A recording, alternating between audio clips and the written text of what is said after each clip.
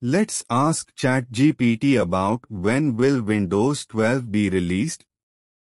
According to credible reports, Microsoft is planning on releasing Windows 12 in 2024. The company has rolled back the release schedule for new versions every 3 years.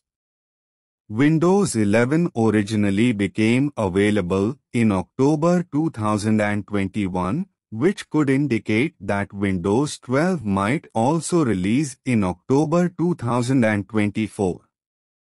What are the new features of Windows 12? According to purinfotech.com, Windows 12 is expected to have the following new features. New system with state separation. New silicon-optimized system to improve AI. New AI text on image recognition. New AI content analysis with contextual prompts. New visual desktop visual changes with floating taskbar and new top bar.